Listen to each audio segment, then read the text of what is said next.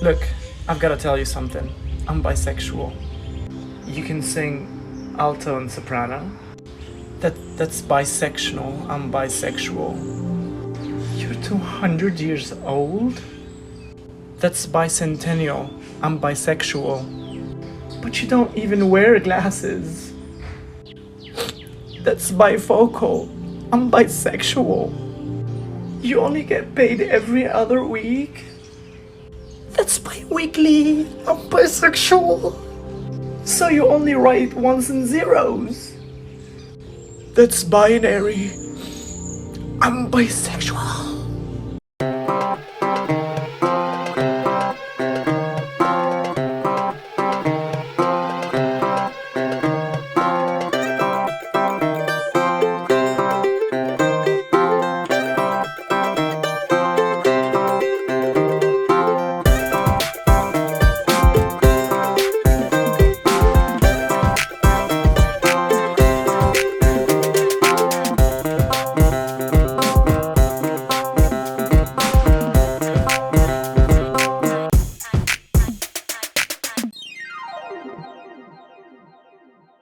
Howdy y'all, this is Kurtis Sunset, the host of Weathering Rainbows, the podcast for LGBTQ plus visibility in rural areas.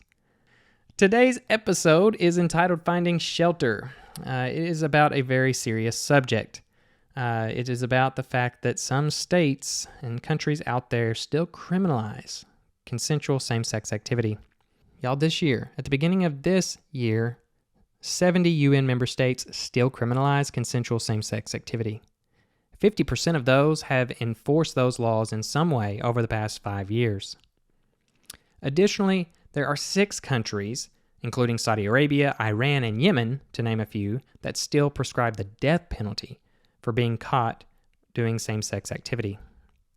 An additional 5, including Afghanistan and Pakistan, may still be allowed to prescribe the death penalty, but the law is unclear and a little more shaky as to whether or not they can do that. It's a harsh reminder of the privilege that I have just being born and living in the United States of America and how much we have progressed. Dealing with the religious bigots at pride parades seems so minute now in comparison to the fears of what our fellow gay family members overseas face. While the act of seeking refuge in a country is important, our interview does go into a variety of subjects, as each of our guests also have tremendous joyous moments in life that should be celebrated. So I'm hoping that you will enjoy our attempt at balancing such a serious topic with some of the comedic moments in this interview. Our fight for freedom and equality is not just in the United States, but for our fellow humans all over this world. So without further ado, I'm going to jump right into this interview with Kaïs Hurricane. His TikTok that you heard in the opening video, or opening code open, was actually one that has been viewed over 4 million times. He is a hilarious comedian on TikTok, and I encourage you to all go check that out after the show.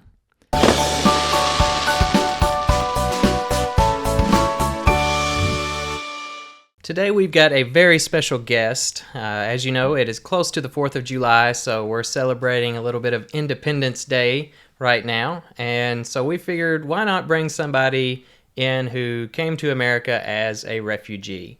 I think there's nothing greater about Independence Day than the fact that, you know, we have freedom in this country. And so we've got a wonderful guest from Tunisia. And for those that don't know where that is, it's a small country up in northern part of Africa. So when I asked this guest to describe himself, he said that he was a gay Muslim refugee influencer. And I think that's a pretty damn cool title, so I'm going to use that as his description.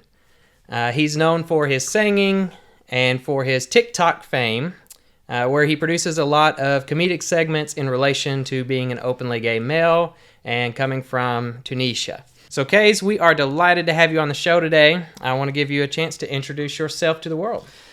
Thank you. I'm happy to be here. My name is Kaïs. Tunisian. Been here in the U.S., Evansville, Indiana, for the past 4 years. Started TikTok last year. I was bored in quarantine and never stopped. I always like to content create and do something different. So I did watch one of your TikToks earlier, and it was about working at Dairy Queen. Do you actually work at Dairy Queen? Because we have a bone to pick with you if you do.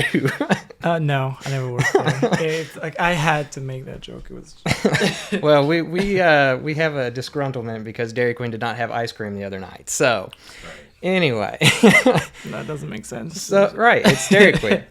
So tell us a little bit about your upbringing in Tunisia.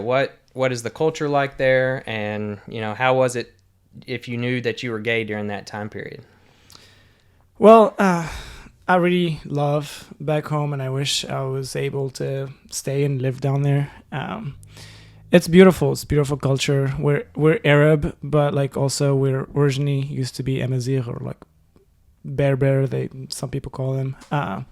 So it's a mixture of cultures. We speak French, Arabic, and English.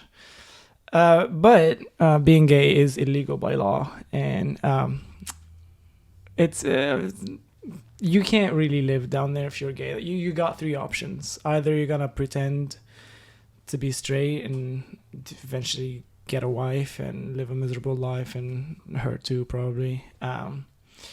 Go to prison, eventually probably die, or fly the country. Wow.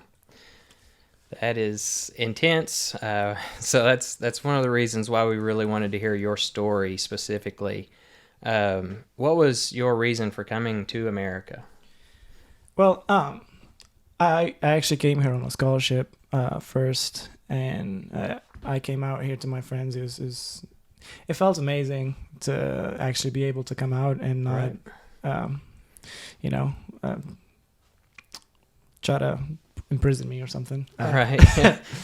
But by the end of the year, it was my friend's idea, and like they knew what I was going through, and they knew what's going on back home, and they told me about the options, and I didn't even know back then that this was an option to like seek refuge or asylum in United States if you are being targeted by something that your government cannot protect you from, which, well, it's illegal by law. Right. Yeah, so it was a long process, but yeah, I went through with it. And so how did people back home react to you coming out? They don't know yet. I don't think so. That's why I started TikTok. I was not able to really like be gay on my social media yet. I'm actually planning to like fully come out in like a week. أنا قديش لي الكلمة هذه حاب نجي ونقولها بالعربي لكن ديما كنت متردد وخايف وليا سنين داو. اليوم قررت يزي نجي ونقولها في تيك توك وكهو. أنا برشا حاجات في الدنيا هذه. أنا تونسي عربي مسلم، أنا نتغشش ونضحك ونتكلم وبرشا حاجات. أنا كيفك أنا إنسان، ومن الحاجات هذه اللي تمثلني أنا زيد، أنا مثلي أو جاي. أنا ولدت هكا، أنا ما اخترتش إني نكون هكا، لكن حياتي كلها اختيارات وأنا فخور باختياراتي الآخرين. واليوم جيت وقررت إني نقول للناس الكل على ميولي الجنسي، مش كان لي أنا بل برشا ناس آخرين ما ينجموش يتكلموا في برشا بلدان تجرب المثلية الجنسية. أنا أتمنى إنكم تحلوا بخاخكم وتحاولوا إنكم تتقبلوني كما أنا. وبكا. Oh wow. Yeah. So like TikTok was like my safe place, and nobody knew about it at the time. I did not expect people to actually start watching it. My sister knew. She found my TikToks through her For You page. She was cool with it. She's like my little sister. That's awesome. Yeah. But yeah, most people do not know yet, and I don't think, like back home, and I don't think they're gonna love the idea, at least like most of them, but I feel like it's my job to try and like share awareness, and that's a big part of what I do on TikTok. A lot of people do not like the idea that I keep mentioning. I'm Muslim, I'm Arab, I'm gay. They don't like that. Even the LGBT community, a lot of people do not like me saying that I'm Muslim and gay at the same time. It's like, you know, you have to choose. You have to pick in between. And I'm like, no, you don't Right. have to. So how did you come about balancing and coming to terms with the fact that you are both of these things that, you know, the world seems to think clash? Well, I'm pretty sure you know a lot about Christianity. I do, yes. Yeah. So I always joke about it, and I feel I'm like, you know, the Jewish religion, Christianity, and Islam are pretty much like the same God, just different books. Absolutely. Different releases. But yeah, it's the people. The people keep using their religion as an excuse to hate on certain minorities and groups.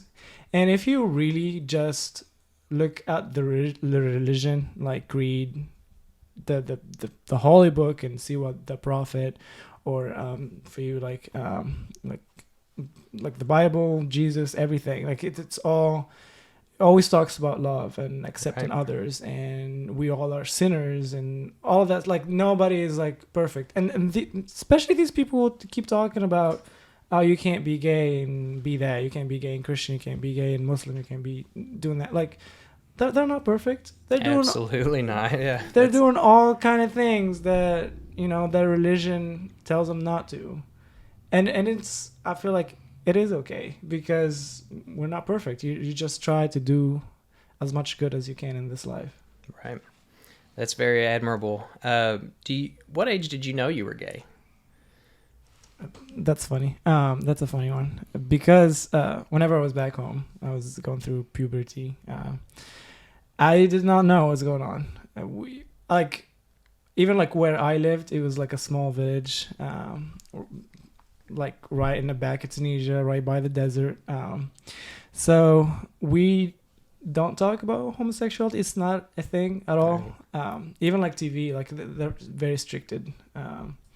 So I didn't know what it was. I knew that. So had you like ever heard the word like gay? Or No, never? not at all. I was really confused. Like I look back and the things that I start trying to explain what's going on. At first I thought, oh, everybody goes through this probably.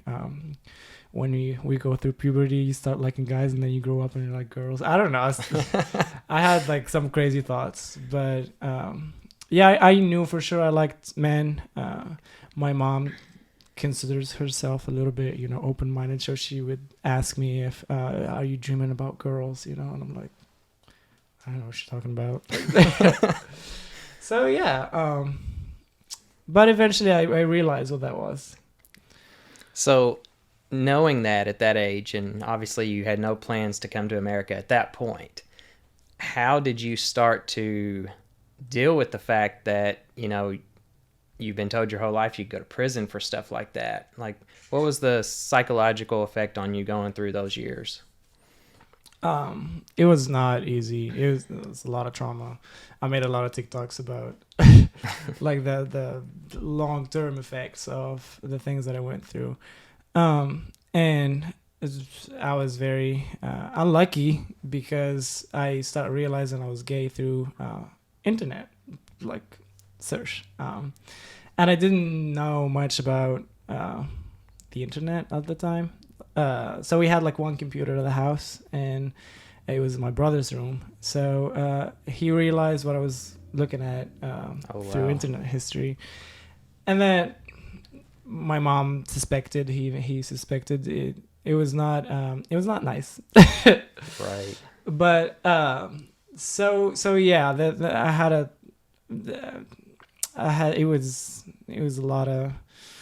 was a journey. So but when they caught you, did they like bring it out to the public, or was it something like, did they try to deal with it internally? I think they tried to deal with it internally. Well, like it involved a lot of their own ways to trying to fix this. Right. There was a lot of abuse, but there was also a lot of words that affected me personally, as my mom would be like, we need to try to fix this. We need, this is a disease. It's contagious. It's, like I had to go through therapy and all that stuff. And at first, like I truly believed her. I didn't know better. I didn't know anything Right. about homosexuality, and I was really hard on myself, as hard as they were. But yeah. Yeah, I mean, I definitely understand that. That's similar backgrounds, just different religions in this scenario. And, you do want to please your family. You do want to please your, your church family. And at that time, that you're going through that, it's very psychological because you want to please them, but you know that you can't. So I get that. I'm sorry you had to go through that because I know how difficult that can be. So let's turn to more pleasant topics. Are you ready for that? Yes. All right. So Yes, please. let's. So you are an influencer. How did you grow this massive TikTok following, and how do you come up with your ideas? I feel like once like you start with whatever people are doing, like trends and everything. Trends. And then you just keep watching others and ideas keep popping up, and I feel like as long as you are like doing it constantly, ideas keep popping up. I'll be working. I'll be at work and I'll be like, oh, I need to make down, it. yeah. I actually do like sneak into my notes and write it down. And yeah, if I stop for like a few days, like I have no clue how to get back. And that happened multiple times. I do regret stopping a couple times, like for a few months. I always think, oh, if I didn't stop, I'd probably be like so much bigger. But well, Yeah. I get that as a writer. That's one of the big things is like if you miss a day, it's like you're totally out of it, So yeah, that's I get exactly that. how it feels like. So you're also a singer, and I hear that you are going to drop a song soon. So can you tell us about that? Yeah. So this is like, I always like write down like songs and poetry about what's going on discreetly, and like this song is gonna be all about my life and others people's lives. It's called Kaïs and Layla, which is Kaïs, like so. Kaïs and Layla, which my name is Kaïs, is a love story that all Arabs know. It's so famous. And it's about growing up as gay and being forced into marriage, and your family and everybody wanting you to be that example, wanted you to be Kaïs and Layla. So the song goes, it's not your fault, Layla. It's them. It's not us. Wow. And talks about being in a very closed up area, living in a bubble, and people not wanting to understand who you are. They just keep shutting you off. Sounds like a very powerful song. I'm definitely looking forward to it. When do you think you'll be releasing it? Probably in a couple weeks. Okay. Yeah. Well, we look forward to that, and we will post a link to that song on our website as well. So if it's not up yet, be expecting that in the near future. We'll post it on our Instagram as well. So let's turn back to a little more serious questions. How do you feel? Obviously, you're making these songs, and how do you feel about being a spokesperson for all these people abroad that live in these environments to where it is against the law to be openly LGBTQ plus? Like I always say, I feel like it feels like it's my job to speak out loud for those who can't really talk, because like not a lot of people can have the opportunity of flying somewhere safe and being able to stay there. A lot of people just suffer and can't go anywhere, and not a lot of people just would go through prison or die or whatever, or any of that stuff. So I feel like it's a little bit of pressure that I always put on myself, but I feel like I have to talk about it. I have to speak about it out loud. I get a lot of hate from my community, or like the Muslim community and the Arab community, for saying what I'm saying. But in the same time, I get a lot of comments and messages of people saying, "Oh, I I didn't know that. I wasn't aware. I actually looked it up a little more, and I think you're right. So like it's helping out. That's awesome. Can you tell us a little bit about the process of seeking refuge for those that might be in similar situations that you were in? Well, for the United States, you can seek asylum the first year you're here. You still can seek asylum a year after, or like after the year passes, but you have to have a really good excuse. So it's an application. You have to have obviously a reason to why you're seeking asylum in a different country. The process can be long and hard, and I feel like sometimes maybe the government is kind of pushing you away from not doing it, by like you would have this period of time where you're not really allowed to do anything. Like you Right. can't work, you can't, you don't have any rights. You're legally here for your case is pending. But yeah, after that, like you go through an interview. They might accept you right away. They might not. If they do, well, you got your asylum. You have the right to live here. You can apply for a green card. You can stay forever, or like for as long as this issue is happening in your country. If not, it's gonna be like you still can apply as many times as you want. It won't be an interview anymore. It will be like a court and a judge and all of that stuff. And yeah, it's a journey. It's a fight. Right. Well, that's amazing that you've gone through that process, and you can tell our viewers a little bit about that. So on our show, we have this segment called Heap of Trouble. It's the hot segment. It's a chance for you to tell us a story about a time when you stepped in it, or some aspect of LGBTQ plus culture you may not have understood at the time. And if you can't think of anything, just tell us some random funny story from your LGBTQ plus experience. Okay, that's a hard one.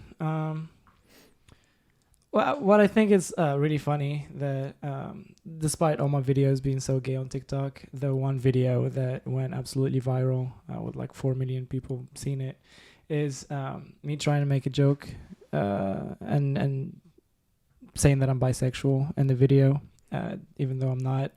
And and that's the one that went out there, and a lot of people think I'm bi. I'm really not. I'm just gay. So there's that.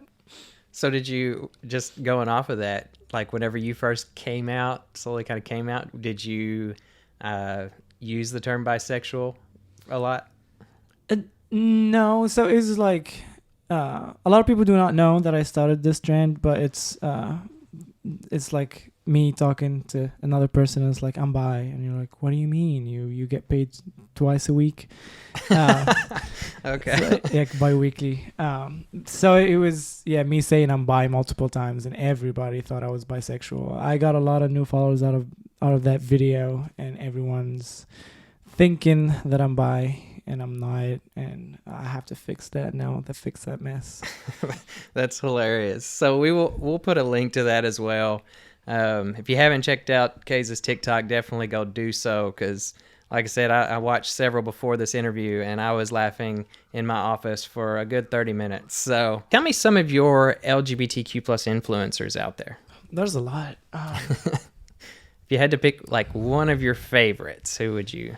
Well, probably nobody knows about him. His name is Rami Ayari. He's a Tunisian activist. So like I kind of grew up hearing about him. He's kind of a troublemaker for the government. So they had he had also to fly out of the country because he wasn't safe.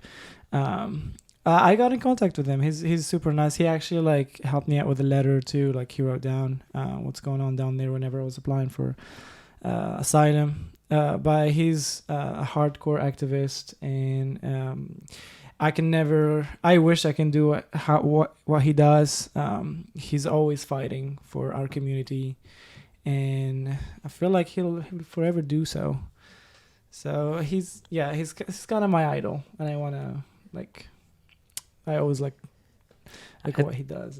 I really respect that answer. A lot of times we think about celebrities and stuff, but picking an activist as your LGBTQ plus major influencer, that's huge. Yeah, don't get me wrong. I almost said Lady Gaga. So You wouldn't be the first. And I normally ask, what question you would ask your LGBTQ plus influencer, but you've clearly already contacted yours. So let's, what question would you ask Lady Gaga if you got to ask Lady Gaga a question? what does like rah like mean? For real? I don't think anybody knows what that actually How means. did she come up with that? She's like sitting down. She's like rah. That's a really good question. All right, Lady Gaga, please answer that question in a TikTok and tag Kaïs because we need to know the answer. All right. Is there anything that you would change about the gay community that you've experienced so far? Well, obviously, like there's a lot of like different people in the community, but some of them are not as open-minded as you think they are, as I think they should be. Right. I think we need to stay open-minded, and you cannot pick and choose who needs freedom and who deserves equality and who does not. You see a lot of I saw a lot of LGBTQ community like say you can't be this and that, you can't be defending these people if you're gay. No, I can do that. And I was expecting you to know better because you're someone who's who lived or might have knew someone who lived through discrimination for who they are. So you should know how that feels like, and you should be defending equality for everybody. Right. I think that's something we experience a lot in rural areas specifically is, we understand, not only are we gay, so we face discrimination that way, but, a lot of times just where you're from, you face a lot of discrimination, whether that's, the small country of Tunisia in North Africa or whether you're from rural Kentucky, so the way we talk and the way we look and dress and everything else. So LGBTQ plus culture definitely should broaden their horizons and accept everybody on that front. Yep. All right. We'll start to wrap up. Is there any last advice that you'd like to give to either people in this area that are LGBTQ plus or people from Tunisia that's LGBTQ plus? Just like stay open-minded. Don't judge people, and know that you don't have the right to judge anybody as long as they're not hurting anybody else. And just, educate yourself about different things. Because I myself, whenever I first came here, I did not know a lot about transgender, and I had my own wrongful thoughts about them. And eventually you'd realize that there's things that we will never experience and we will never relate to, and we need to respect and to learn about and to support equality, I guess. Definitely. Yeah, that's some great advice, in terms of just don't be judgmental out there. We've experienced enough of that as LGBTQ plus citizens, so don't be judgmental based on any other reason as well. So it's time now for our pot of gold question. So my question is going to be, besides yourself, who is your number one TikTok crush? Okay. That's a really hard one because there's a lot of boys down there. I think I'd go with Gunnar Deathridge. He's a designer. He's so talented, and I'm really attracted to talent. Also, he just followed me, so there you go. All right, I got a chance. All right, we need a collab there, I think. Not on OnlyFans, but on just TikTok. Yes, please. All right. Do you want to ask a question now? Well, it's a dumb one, but like it's very popular right now. So if you had to decide, would you live poor and happy or rich and sad? Oh. I feel like I would probably live poor and happy. I feel like I've lived that like my whole life anyway, so I guess you're one of the good ones. I'm going to go with poor and happy. I think that's a good answer. I'll be rich and sad. Well, I guess if you're rich, though, like you can at least buy some happiness. So, you know, so maybe I need to change my answer, but... Hey, you can't breathe. All right. Well, it's been such a pleasure to have you on the show today. I really respect your journey and everything that you've gone through. It's just absolutely amazing. You've got to this point in your life to where you can be open and, you know, really be an influence to all those abroad. So we really appreciate you being on the show. Thank you. I appreciate it. Thank you so much. I hope you were inspired as much as I was by Kaïs' story. This show was about seeking refuge. There are many places that LGBTQ+ people go to seek refuge after braving the storm of coming out. From my experience, we tend to seek refuge in 3 areas of our lives: physical spaces, mental head spaces, and spiritual realms. Kaïs had a large physical space change by having to flee his country to be open about his sexuality. For others, it is moving from a rural town to a city where we know there is safety in numbers and gay spaces. Physical spaces can also include moving from your old family to a new chosen family, or joining your college LGBTQ+ organizations. However, we also seek refuge in various mental ways. Kaïs is the first of what I expect to be many truly hilarious comedians on this show.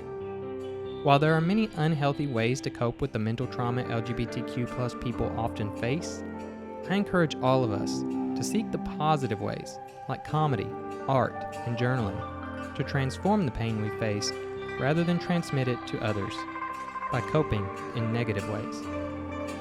Finally, we seek spiritual realms that accept us. Kaïs and I discussed how we came to the conclusion that our sexuality and our faith can actually coexist in harmony. When things get tough, it's nice to have a higher power to help us through those moments when we feel alone. Think about what physical spaces, head spaces, and spiritual realms you have already sought in your life. Contemplate if there are better and more joyous spaces that you could be a part of, and go try them out when you are safe to do so. So I'll wrap up this Sunset Clarity segment by saying this. As you find yourself weathering rainbows, I hope you seek out safe shelter in all the places in which you take up space as an LGBTQ+ individual. And let's continue to spread LGBTQ+ visibility and messages of acceptance until that safe shelter can be found in any space across the globe.